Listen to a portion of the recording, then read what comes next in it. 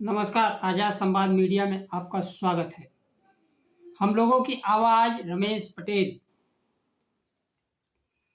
बिहार में एनडीए आरक्षण चोर।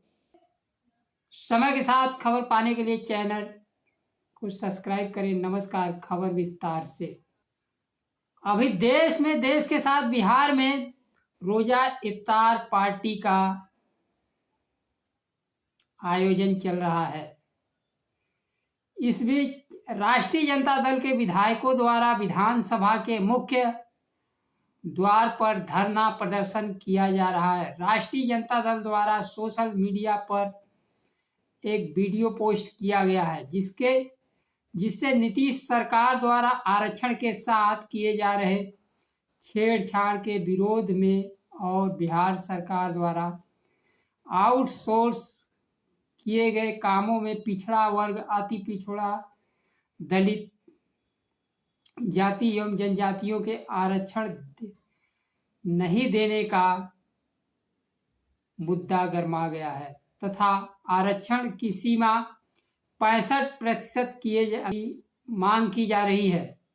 साथ ही नारा लगा रहे आरक्षण चोर, आरक्षण चोर।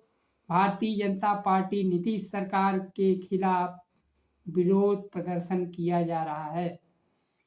बिहार में जाति सर्वे के बाद बढ़ा हुआ आरक्षण ठीक से लागू करने की मांग की जा रही है।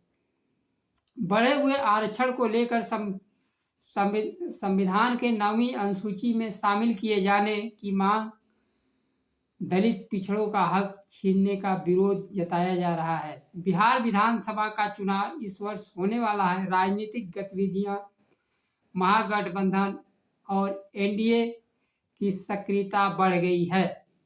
पिछले दिनों लालू प्रसाद यादव ने एक कार्यक्रम में संदेश दिया था कि अब समय आ गया है, लोग चुनावी अभियान में जुट जाएं। उन्होंने कहा कि इस बार तेजस्वी यादव ही मुख्यमंत्री बनेंगे। उन्होंने राष्ट्रीय जनता दल की नीतियों, वादों को आम जनता तक पहुंचाने की जिम्मेदारी कार्यकर्ताओं को दी है। वहीं सदन में तेजस्वी यादव ने भारतीय जनता पार्टी को अकेले दम पर फरियाद लेने की चुनौती दी है। अकेले दम पर विधानसभा चुनाव लड़ने की चुनौती दी है। यह बात भारतीय जनता पार्टी और राष्ट्रीय जनता दल भी समझती है। जब तक नीतीश कुमार की पार्टी जनता दल यूनाइटेड राजनीति में सक्रिय है, बिना सत्ता नीतीश के संभव नहीं है। का चुनाव तीनों मुख्य पार्टियां अकेले दम पर लड़ती हैं तो सत्ता राष्ट्रीय जनता दल को मिल सकती है। राष्ट्रीय जनता दल का मत प्रतिशत यादव, मुस्लिम और अन्य के साथ 31% पहुंच जाता है। जनता दल यूनाइटेड का मत प्रतिशत 16 से 22% के बीच तक है। बिहार की मुख्य 3 पार्टियां जिधर 2 दल मिल जाते हैं, सत्ता उस गठबंधन की हो जाती है। अकेले बिहार में विधानसभा चुनाव के जंग की बात में राजद का पलड़ा भारी रह सकता है। लालू प्रसाद यादव नीतीश कुमार को सीधे गठबंधन में आने का न्योता दे चुके हैं। फिर भारतीय जनता पार्टी को अकेले लड़ने की चुनौती देते हैं। बिहार में जब महागठबंधन की सरकार थी तो जातिगत सर्वे के बाद राज्य में आरक्षित वर्ग का आरक्षण 65% कर दिया गया था, जिसमें राज्य में इन वर्गों के बीच आस जगी कि शिक्षा और नौकरी का लक्ष्य पूरा होगा।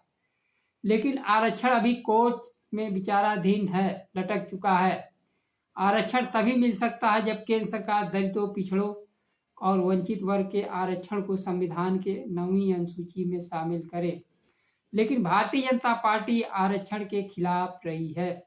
भारतीय जनता पार्टी के साथ आरएसएस भी आरक्षण के खिलाफ रही है। 2015 के विधानसभा चुनाव के वक्त मोहन भागवत ने कहा था कि आरक्षण पर पुनः विचार किया जाना चाहिए, लेकिन जनता ने तो उस समय भारतीय जनता पार्टी को जमीन पर पटक दिया। आज जनता का मुख्य मांग प्रतिशत आरक्षण देने की मांग भारतीय जनता पार्टी मानती है या विधानसभा चुनाव में पटकनी खाने के लिए तैयार रहती है। आज भारतीय जनता पार्टी के चाहे केंद्र सरकार हो, राज्य सरकार हो, कहीं भी आरक्षण का पालन नहीं किया जा रहा है। कहीं सीधे सीधे दलित पिछड़ों का हक मार दिया जाता है, तो कहीं एनएफएस करके इन वर्गों को नौकरी से, शिक्षा से वंचित किया जा रहा है।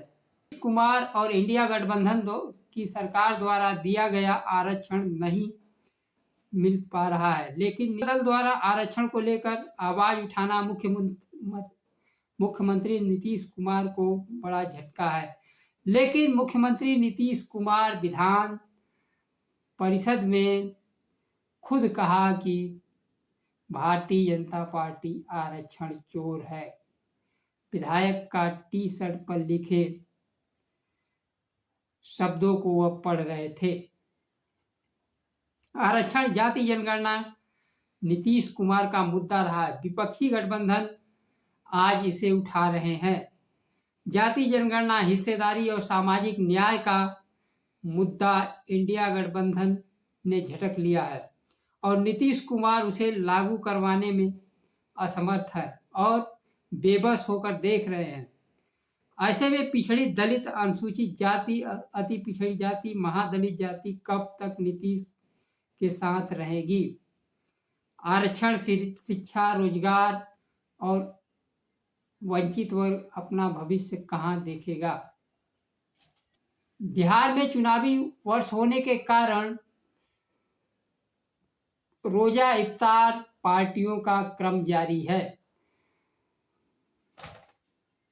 बिहार के मुख्यमंत्री नीतीश कुमार, लालू यादव और चिराग पासवान रोजा इफ्तार की पार्टी कर चुके हैं। इसमें खास बात रोजा इफ्तार पार्टी की जो रही, कई मुस्लिम संगठनों ने नीतीश कुमार, चिराग पासवान और चंद्रबाबू नायडू कार्यक्रमों का बहिष्कार करने का ऐलान किया था। मौलाना अरशद मदनी की उलेमा हिंद ने बड़ा फैसला लिया था।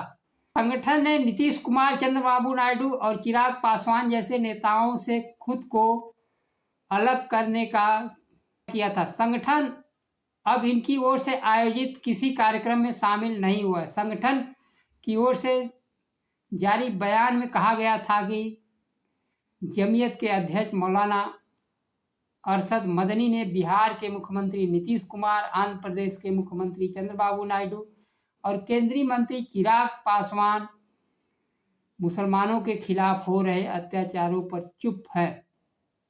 चुप रहने के कारण मदनी ने कहा कि ये नेता अपने को धर्मनिरपेक्ष कहते हैं, लेकिन सत्ता के खातिर मौजूदा सरकार का समर्थन कर रहे हैं, संविधान और लोकतांत्रिक मूल्यों की अनदेखी कर रहे हैं। मदनी ने सोशल मीडिया पर लिखा, जमीयत अब इन नेताओं के किसी भी कार्यक्रम में शामिल नहीं होगी, के खिलाफ प्रतीकात्मक विरोध करेगी। चुनावी वर्ष में मुख्यमंत्री नीतीश कुमार, चिराग पासवान को बिहार में इस निर्णयों का नुकसान हो सकता है। मदनी ने कहा कि जब ये नेता ही हमारे दुख दर्द में सरोकार नहीं रखते तो हम इनसे किसी प्रकार की उम्मीद नहीं रखनी चाहिए। इन नेताओं के इफ्तार पार्टियां, ईद मिलन जैसे आयोजनों में भाग लेने से परहेज करें। मुख्यमंत्री नीतीश कुमार मुसलमानों के मुद्दे हों, चाहे बिहार के दलित, पिछड़े, वंचित समाज के सामाजिक न्याय के मुद्दे हों, सभी पर चुप्पी साधे हुए हैं। चाहे वक्त संशोधन अधिनियम का मुद्दा रहा हो, देश भर में अल्पसंख्यकों, दलित, पिछड़ा उत्पीड़न पर भी वह चुप हैं। नीतीश कुमार की जिम्मेदारी केवल बिहार के लिए ही नहीं बनती है, उनके समर्थन से केंद्र में भी सरकार चल रही है तो पूरे देश में दलित, पिछड़ों पर अत्याचार या किसी शिक्षा नौकरी से वंचित किया जाता है, तो इसकी जिम्मेदारी कहीं न कहीं चंद्रबाबू नायडू, नीतीश कुमार और चिराग पासवान की होगी। यही नहीं, जाति जनगणना के मुद्दे पर नीतीश कुमार भी चुप्पी साध लिए हैं। भारतीय जनता पार्टी तो जाति जनगणना के मुद्दे पर 4 प्रकार की अलग जाति बताने लगती है। नीतीश कुमार बढ़े हुए आरक्षण को लेकर चुप्पी साधे हुए है।